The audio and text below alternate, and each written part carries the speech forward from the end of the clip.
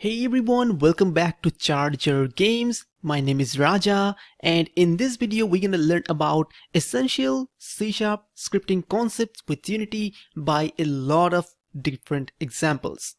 So if you want to learn about the basics of C# and absolute basics of C#, then you can check out my other videos or other courses where I talk about that in details. But this one is gonna be practical, full of examples and projects. So all the links to my different videos and courses are in the description of this video, so you can go ahead and check them out.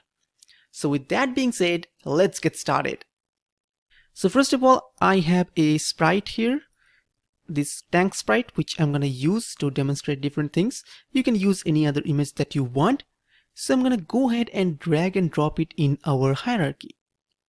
And I'm gonna go to our main camera, select the background and change its color to something like this so that it looks pretty good and not the default color, which I don't really like.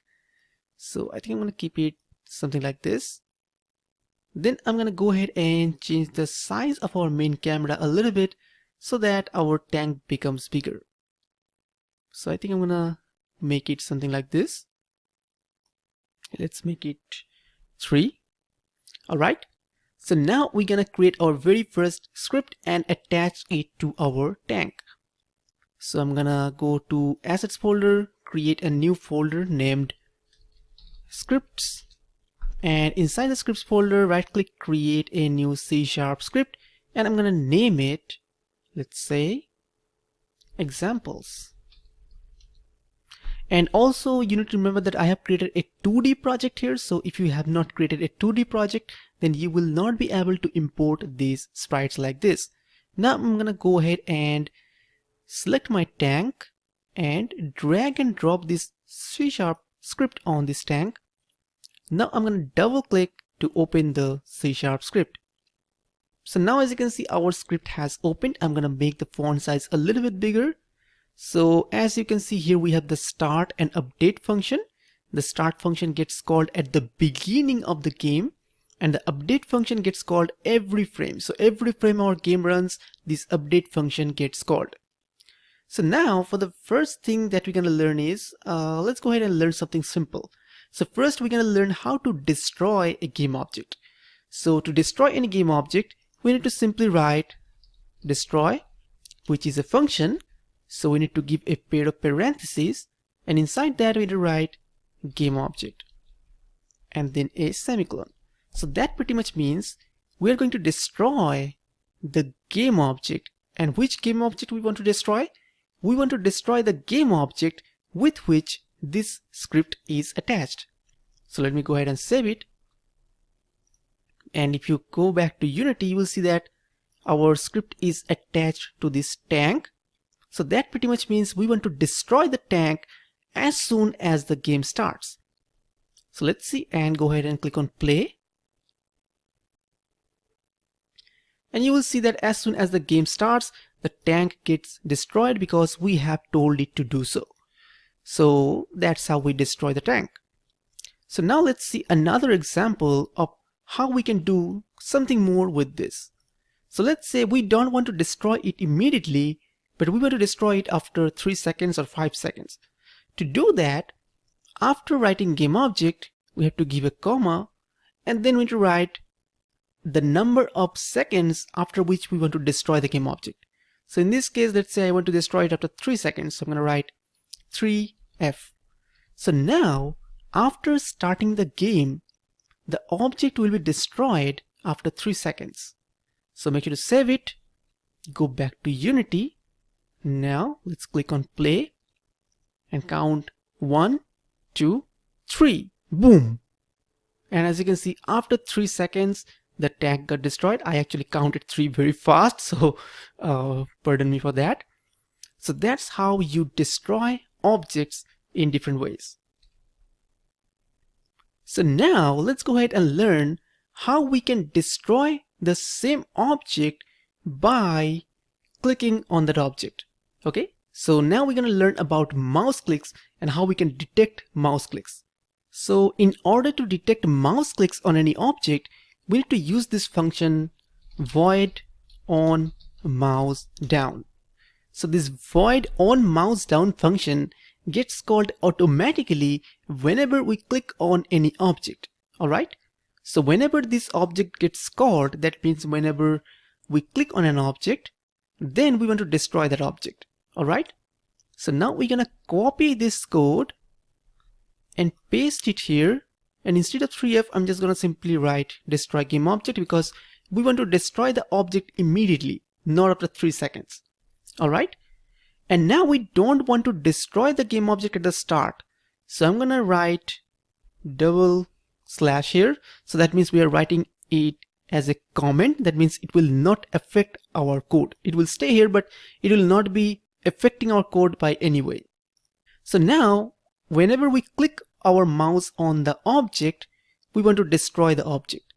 So now let's go ahead and click on play and see if it is working at all or not. So if I click on play, as you can see, when I click on it, nothing happens. And that's because we are clicking on the object, but our mouse doesn't know if we are clicking on it or not. So in order to detect clicks or collisions, we need to add a collider to our game object. Alright?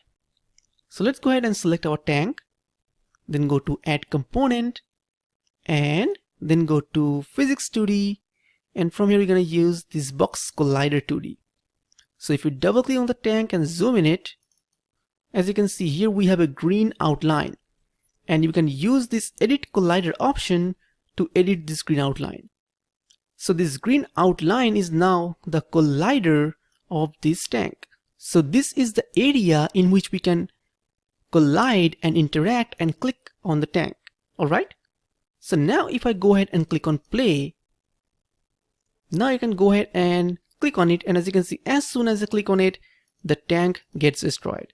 Let me see it one more time. 3, 2, 1, boom.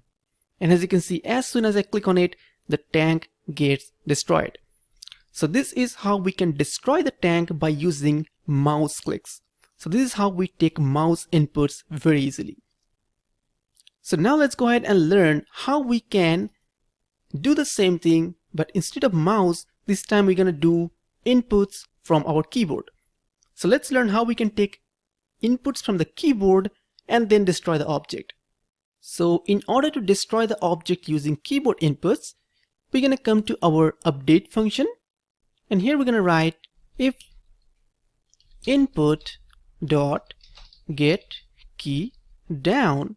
That means if we are pressing any of our keys, and then inside this we need to write which key we want to detect. Let's say in this case we want to say whenever we press the space button on our keyboard, we simply want to destroy our game object. So here we need to write keycode dot space, and all these are predefined, so you have to write exactly as they have been set in Unity. So you cannot simply make the S small or write some other spelling. So it's a good idea to use the auto completion in these cases to write the perfect thing that Unity requires you to write. Alright? So here what we are doing is, first of all, we are getting input.getKeyDown keycode.space, and this thing returns true whenever we press the space button on our keyboard.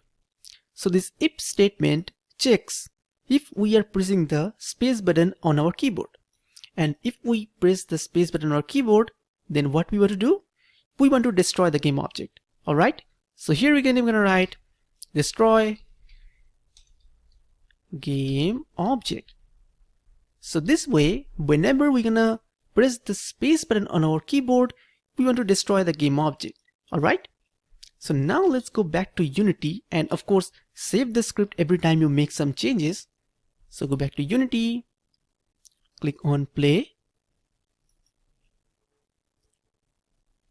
and now I'm gonna press the space button, and as you can see, as soon as I press the space button, the tank gets destroyed. So let me try it one more time. So 3, 2, 1, space, and as you can see, as soon as I press the space button, it gets destroyed. So this is how we can take the basic keyboard input in Unity. Alright, so now that we have learned how to take keyboard and mouse inputs, it's time to move our tank. So let's see how we can move our game objects in Unity very easily. Now in order to move our game objects, there are various different ways. We can either change its position directly by using some code, or we can use the transform.translate function to translate it to a certain position, or we can use the Unity's built-in physics objects or physics properties and physics functions to move the object. So in this case, we're gonna try to use the physics functions to move the object. And if we want any of the physics functions to be used on any game object in Unity, we need to add something called the rigid body 2D on that object. Alright? So here we need to add the rigid body 2D to this tank as well. So here I'm gonna come to add component, go to physics 2D and add the rigid body 2D. Here it is. So now that we have added the rigid body 2D, we also need to set the gravity scale to 0, because if we set to 1, then the gravity will affect the tank and it will fall down. As you can see, it falls down. So we're gonna set the gravity to 0. Alright? So now that the gravity is 0 and we have the rigid body attached to this tank, now we need to move the tank. So let's go ahead and open our script. And as you can see, so first of all, what we need to do is we need to get access to the rigid body that is attached to our tank. Alright? So first of all, here we're going to create a reference. So we're going to write rigid body 2D RB. So this RB will store a reference to the rigid body 2D that is attached to our game object.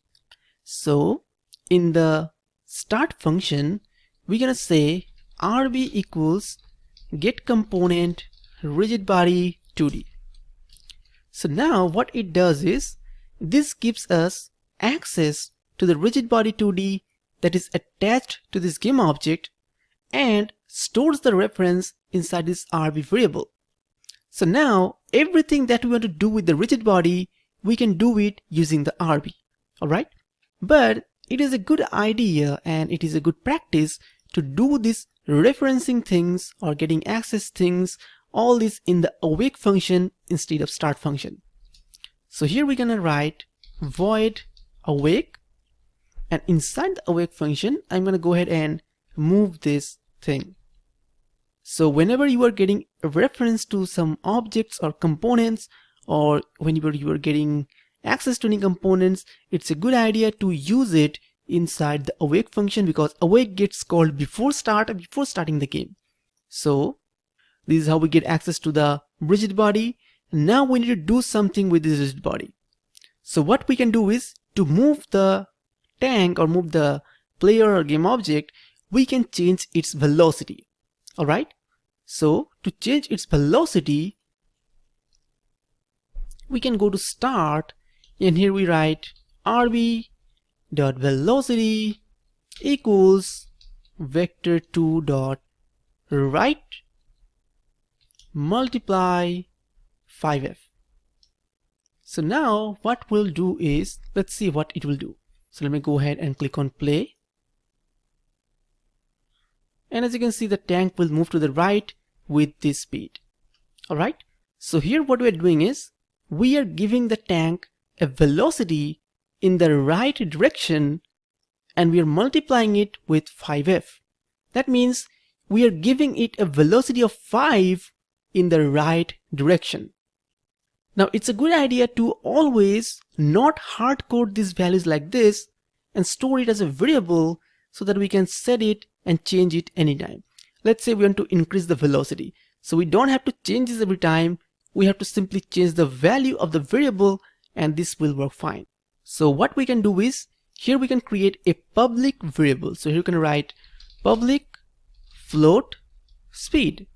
So this speed variable will determine how much fast or slow our object will move. Alright?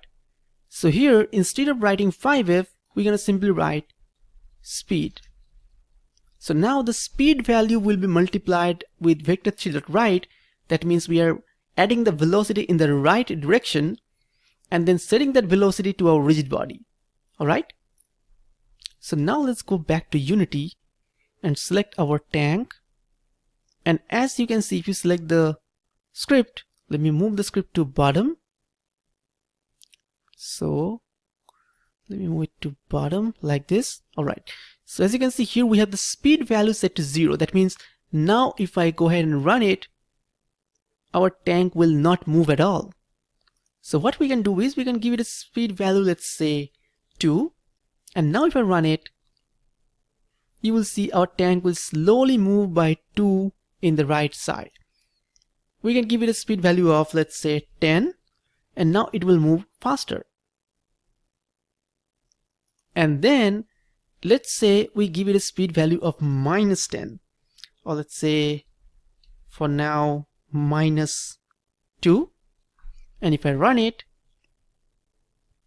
you will see that it is going to move in the opposite direction because we are multiplying the velocity with -2. So we are multiplying the velocity with -2. That means it is moving in the opposite direction. Another thing we can do is, instead of multiplying it with -2, we can keep it 2 here. And in the code, instead of writing vector2.right, we can simply write vector2.left. So now, instead of applying the speed on the right side, this will apply the speed on the left side. So let's go and check if it works. So if I click on play, you will see now it moves on the left side. So here what we are doing is, in the start function, in the starting of the game, we are giving a velocity to our game object. So we are giving a fixed velocity to our game object at the starting of our game. So our game object keeps moving with the velocity as long as the game runs. So this is how we can easily add movement or velocity to our game object using the physics functions. Okay, so now that we have learned how to add velocity to our game object, now let's learn how we can move our game object left and right using keyboard inputs. So now, as you can see here, we have learned a way to take keyboard input by using this input.getKeyDown, but there are other efficient ways to take inputs when we are taking continuous input from the keyboard. So let's say I want to move the tank to the left as long as I keep pressing the left arrow key. The same way, I want to make the tank move to the right as long as I press the right arrow key. Now, in order to use these things, in order to check whether I am pressing for continuous amounts of time, Unity has created a feature for us, and it has set something called an axis. So using this axis, we can use some built-in keyboard functionalities and use them in our game. Alright, so if I go to here in the Unity and go to Edit, Project Settings, and then I go to Input, as you can see here we have something called Axis. And if I just expand it, as you can see here we have something called Horizontal. And for the horizontal axis, the negative button is already set to the left arrow key and the positive button is already set to the right arrow key. Alright, so when we are going to use this axis, and whenever we are pressing the left arrow key, automatically it will set it as its negative button and set the right arrow key as its positive button. So whenever we use this input.getAxis horizontal function, it will return us a value between 0 and -1 or 0 and +1. So when we are pressing the left arrow key, it will return us a value about 0 to -1. And when we are pressing the right arrow key, it will return us a value of 0 to +1. So using this -1 and the +1 value, we can determine whether we are pressing the left or right arrow key, and we can move our tank accordingly. Now it will become clear as you see it as I code and you do it yourself as well. So inside the Visual Studio, now what we will do is, here inside the update function, okay, first of all here we'll create a separate variable. So here we'll write float x input.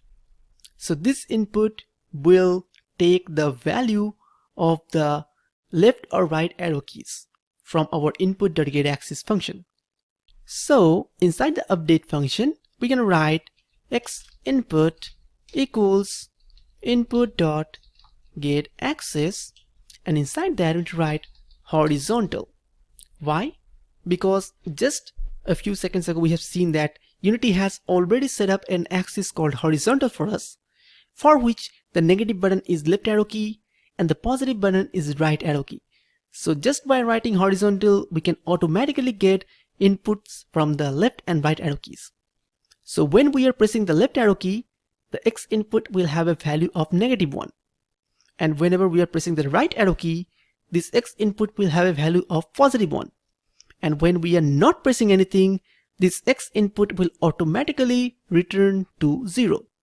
So this way we can easily take inputs from our keyboard. Now we need to use this keyboard input and move our game object or add velocity to our game object accordingly.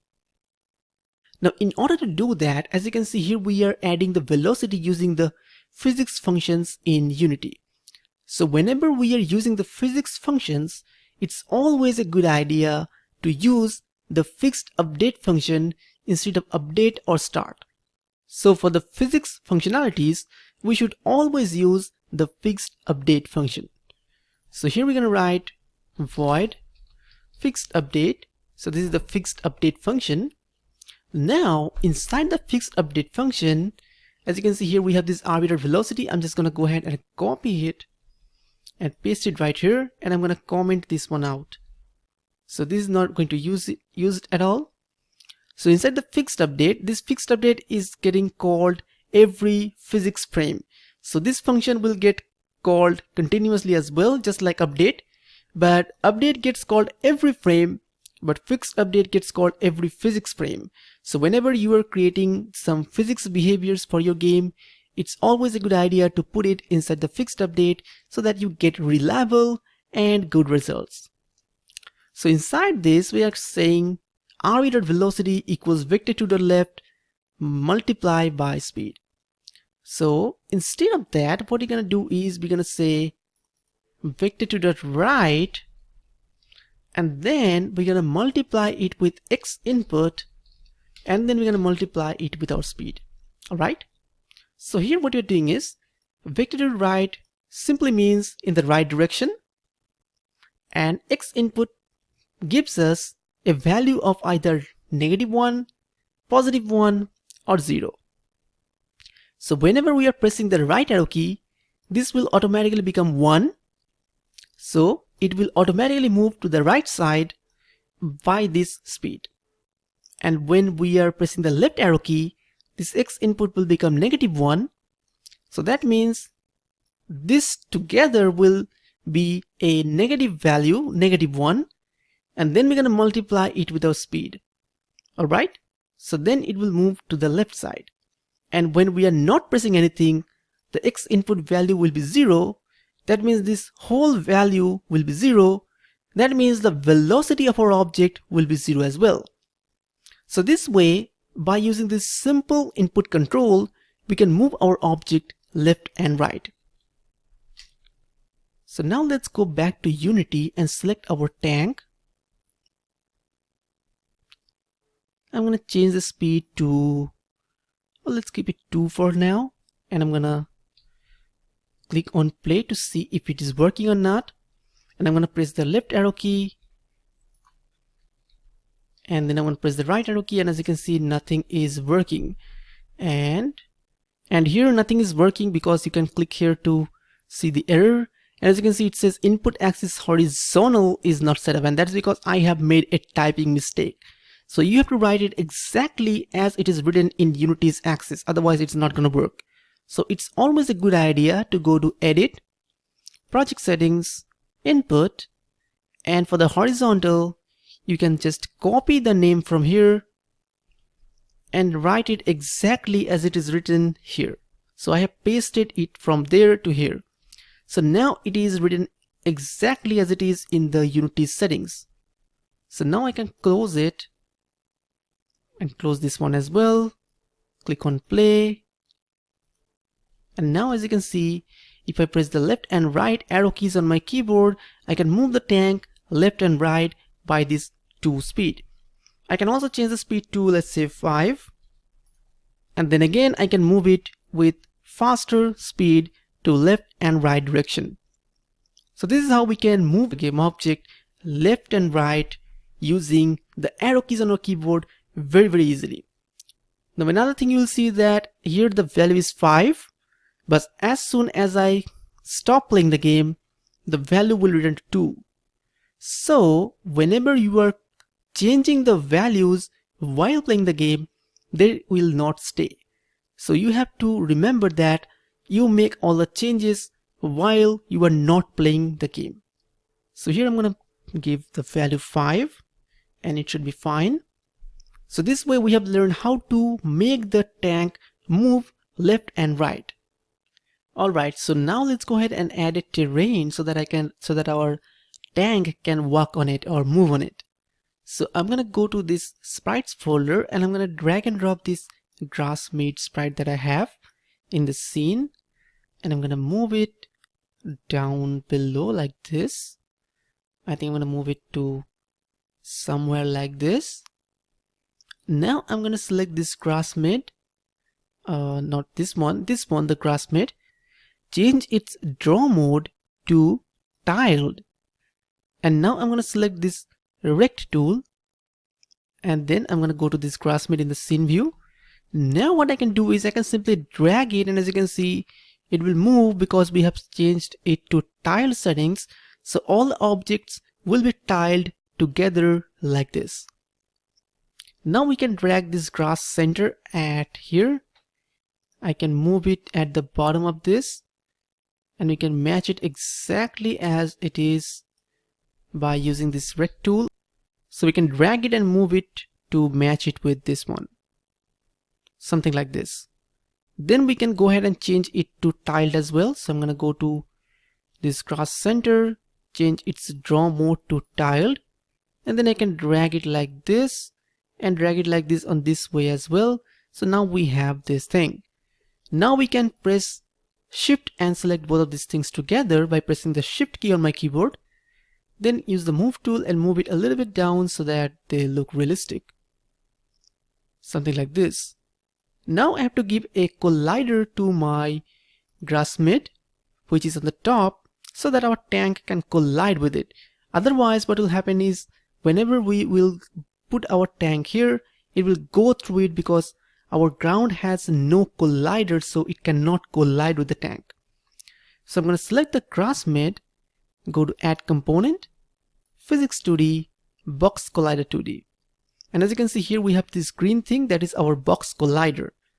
Now I'm going to click on this edit collider button, and by selecting this point, I'm going to drag it to this side, and selecting this point, I'm going to drag it to this side. So now our ground has a collider which is pretty much big. Now what I can do, I can select our tank, go to the rigid body and give the gravity scale back to 1. And now if I click on play, you will see our tank will fall down due to gravity and it will land on this one. Alright, so as you can see, now our tank lands on this one, and it is going down very slowly because in every physics frame we are changing its velocity by our code, not this one. So if you see here, as you can see in our code, every physics frame or in every fixed update we are changing its velocity. So that is why its gravity has become very slow. Alright, so now we can move the tank to a place something like this, and if we want we can simply remove the gravity because we don't need it. We are not going to make the tank do something like that. So let's go ahead and change the gravity scale to back to 0 again. So now our tank is here and we can already move our tank left and right by using arrow keys. So let's go ahead and test if it is working still or not. So I can press the left and right arrow keys and move the tank left and right, and now it looks like it is moving on the ground. So now let's try to do something else. Let's try to rotate our tank to the left side whenever it moves to the left, and rotate our tank to the right side whenever it moves to the right. Now, a very easy way to do this is by flipping the sprite of our tank. So as you can see, here we have this tank, and here we have something called a sprite renderer attached to our tank. And here we have something called flip. So if I click on this flip X, as you can see, the sprite will rotate and flip to the X direction. And if I uncheck it, it will rotate again.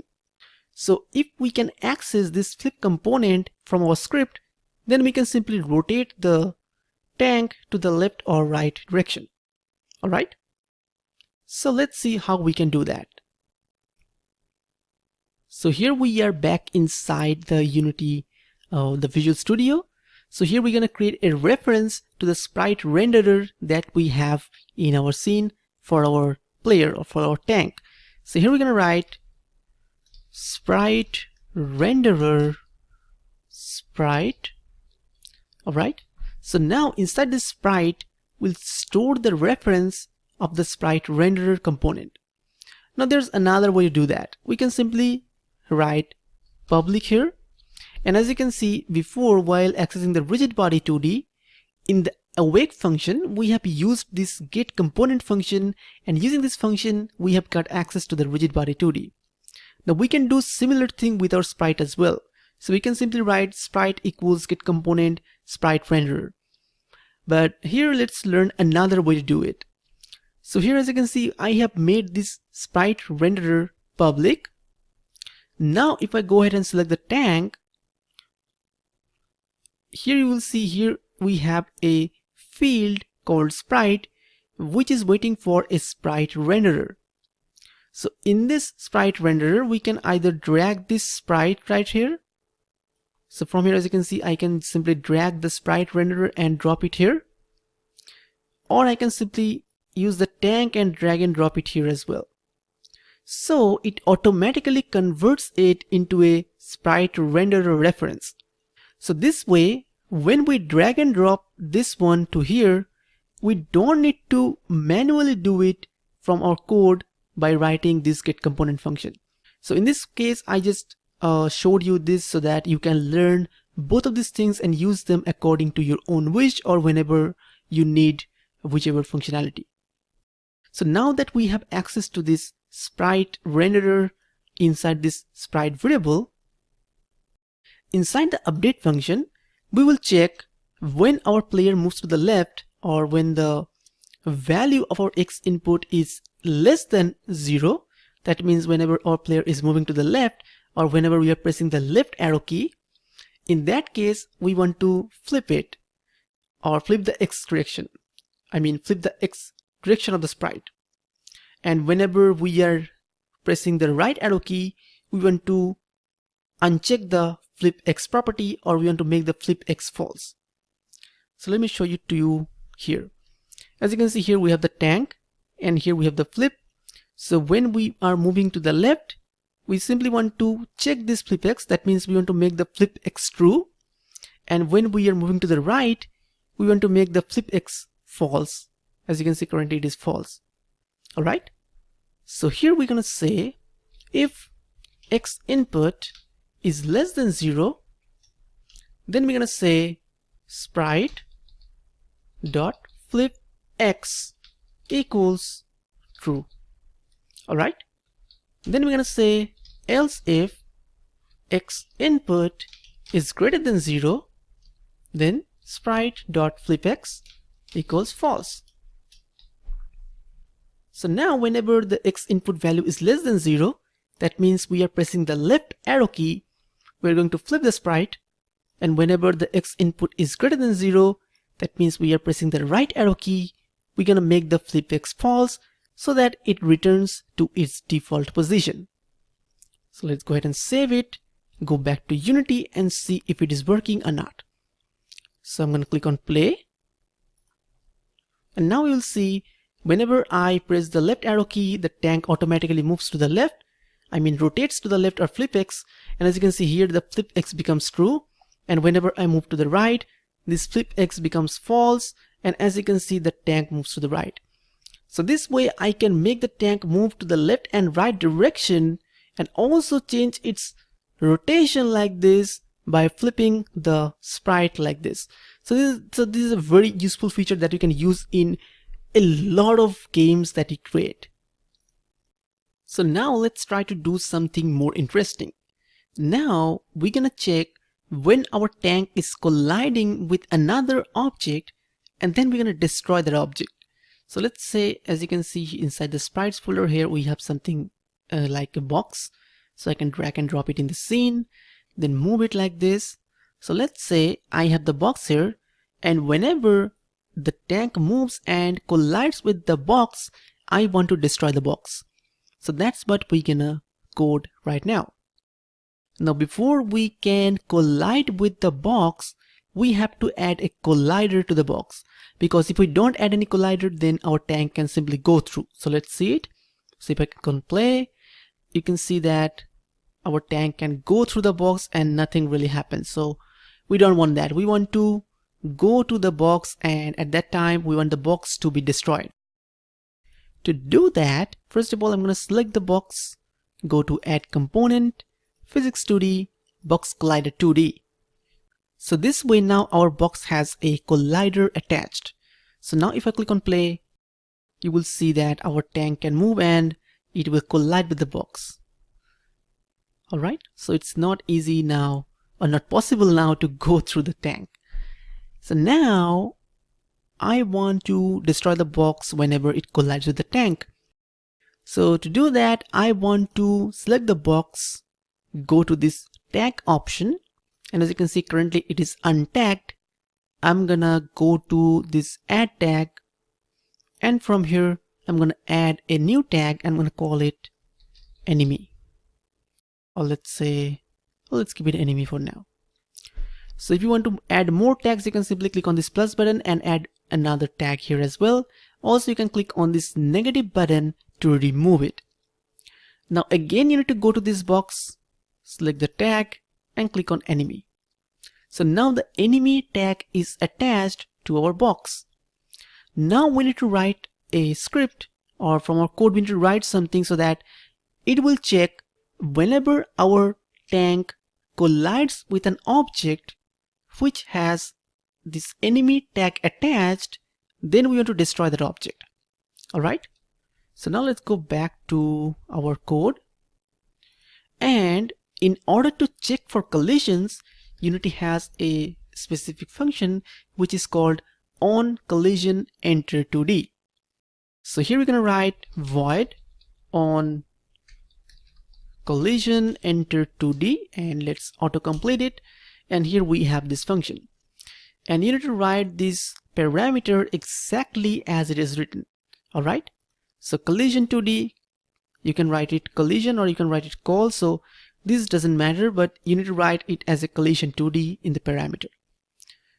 So this is the onCollision enter 2D function, which gets called automatically whenever our game object collides with any other object. Alright, so in this case what we want to do is, whenever our game object collides with another object, first of all we want to check if that object has an enemy tag attached.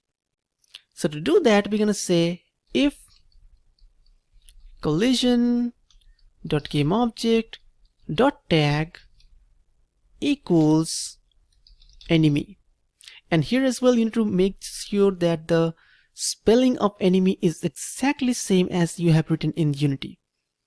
So you can simply go to Unity, and as you can see here we have the tag, we can go to add tag, and from here I can simply go ahead and, I'm not sure if I can copy the enemy, but I can go here and look at it and write it exactly as it is written here. So I can go back here, and as you can see here we have written enemy exactly as it is written there. So whenever our game object collides with an object which has the enemy tag attached, then what we're gonna do is we're gonna simply destroy, and this is tricky. So which one we want to destroy? If we write destroy game object, then what will happen is the tank will get destroyed. So let's see if that is working. So now if I click on play, move here, and as you can see, the tank itself gets destroyed. So we don't want that. We want to destroy the box instead of the tank. To do that, instead of writing gameObject, here I'm gonna write collision.gameObject. Alright? So if we write collision.gameObject, that means it will destroy the gameObject with which the collision has happened. And if we write simply gameObject, so if we write destroy gameObject, this will mean it will destroy the gameObject with which the script is attached. And in this case, the script is attached to the tank, so it would have destroyed the tank itself. But we want to destroy the object with which the tank has collided. That's why we are writing collision.gameObject. Alright? So now save it, go back to Unity and click on play. And now you will see whenever I go ahead, and as you can see, the box gets destroyed immediately. So let's go ahead and create few more boxes and let's have some fun. So I'm gonna press Ctrl D on my keyboard or right click duplicate it. And as you can see here, we have duplicated, and I can move it right here. I can duplicate it few more times, move it here and there, duplicate here and there, and as you can see here we have 4 different boxes. So now I can click on play, and our tank can go here, destroy this one, destroy this one, destroy this one, and destroy this one as well. So this way, as you can see, our tank has destroyed all the boxes in the scene whenever it collides with them. So this way you can destroy the box. You can also add some score so that whenever you destroy the box, the score gets incremented, and after some time when you destroy all the box, here you write you win and something like that. So this way you can progress towards a mini game and create something interesting. So let's go ahead and add some scoring mechanism to the game that will make it look even better. So let's go to our code, and here on the top I'm gonna create a score variable. So here I'm gonna write int score, which gonna be 0 in the beginning, and whenever the on collision 2D happens and our tank collides with an enemy, before destroying the enemy or after destroying the enemy, what we can do is we can write score plus plus. So score plus plus simply means we are incrementing the value of score. So in the beginning the score was 0, and when we will collide with the object, the score will be 0 plus 1, that is 1. Again, when we collide with the object, the score will be 1 plus 1, that is 2. So this is how every time we collide with a game object, we're gonna increase the value of score. So now you will see that whenever we run the game, nothing will be shown on the screen, because here we have simply created a variable and we are increasing its value, but it's not gonna show on the screen. So in order to show it on the screen, we have to create an UI text.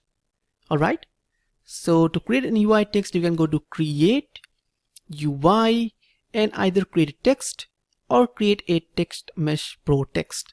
So here I'm going to simply create text, but both of them going to work. So as you can see here, we have the text and we cannot see it in the scene. So go to this gear icon on the right and click on reset. And as you will see, the position has been reset and now it is in the center. Now let's change the new text to 0 so that it shows our score. Now I'm gonna go to this alignment and click on the center and center for both. Then I'm gonna go to this font size and change it and make it much bigger. And as you can see, if you double click on the text, we can see where it is on the screen. So as you can see here, it is on the screen. I can click on this rect transform tool and move it to the top, center, something like this. Change the size like this.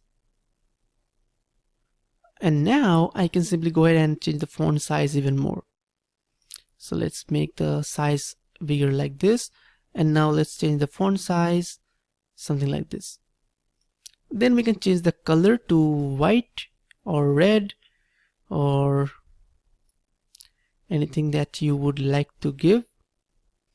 Let's give it a color like this, or we can simply click on this color pickup tool, and then we can click on any color and it will automatically take that color. So let's go ahead and click on this one, and as you can see it took that color. I can click on it here and click on this one. As you can see it took that color again. So this way I can change it to any color that I want. I think I'm gonna give it a color like this, a little more yellowish perhaps, something like this. So this should work. So now this is what will store our score text on the screen. So now we need to connect this UI element to our score value in the code so that we can show the code or show the score on the screen. So let's rename it to score text. Now let's go back to our code, and here we're going to write another public thing. So here we're going to write public gameobject, not gameobject. Here we need to write public text, not text alignment, public text score text. So we are creating a variable of type text, but as you can see it is showing in red because the text does not exist in the current namespace. So in order to use the UI elements, here we need to write using Unity engine, not editor, engine.ui. Alright, so now as you can see the error is gone. So whenever we are going to use this using Unity engine.ui namespace, then we can use all the UI functionalities from it. So this way here we have created a public text variable named score text.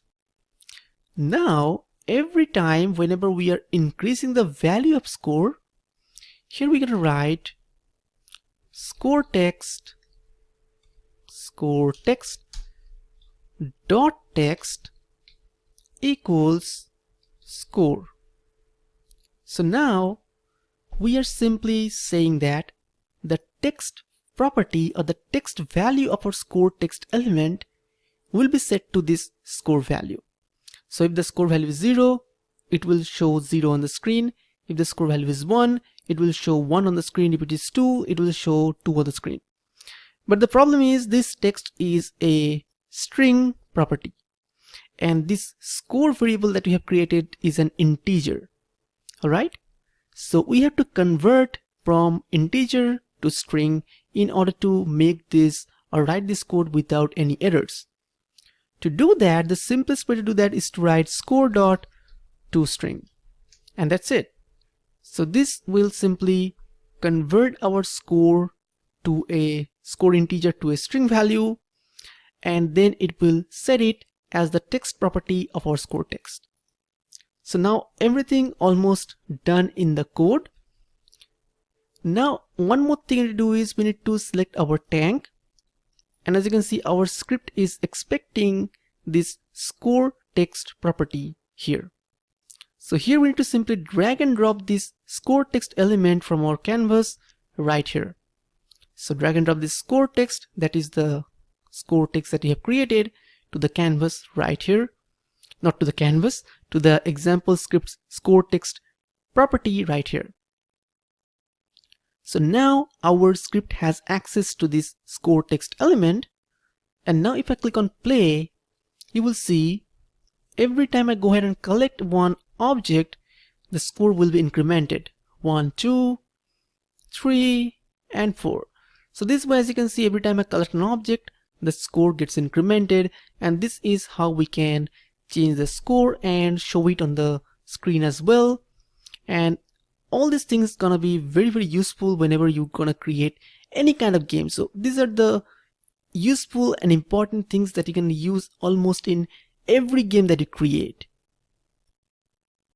So now let's learn one more thing. So when we destroy all the boxes, we want to reload the game or restart the game again so that we can play it from the beginning again. So whenever our score reaches 4 and we have destroyed all the boxes, we want to reload or restart the game scene. So in this case, we have to restart the game scene. So let's see how we can restart the game scene using C#. So as you can see, we have our scene named as game.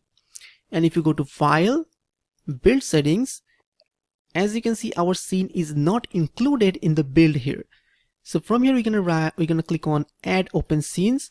And now as you can see, our game scene is added to the build.